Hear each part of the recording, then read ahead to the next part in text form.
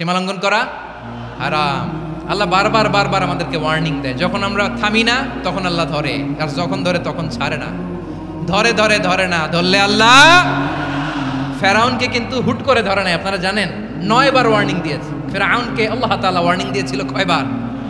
বীর চট্টলার বীর সেনানীরা আওয়াজ করে বলেন, ফেরাউনকে ধরার আগে ওয়ার্নিং দেওয়া হয়েছিল কয়টা? রব্বুল আলামিন বলেন, ওয়ালাকাদ আতাইনা মূসা 9 আয়াতিন বাইয়িনাত, 9টা মুজিজা দেখিয়েছি।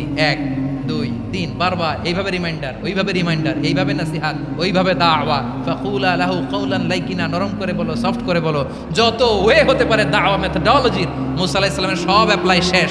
10ম বারে যে আল্লাহ ধরছে, 10ম বারে যে ধরেছে। এজন্য আল্লাহ বলেন, আমি সীমা লঙ্ঘনকে পছন্দ করি না। কোরআনের অন্য আয়াতে বাগীকে বলা হয়েছে আল ইতিদাব, সীমা লঙ্ঘন যারা করে তাদেরকে আল্লাহ বলেছেন মুতাদিন।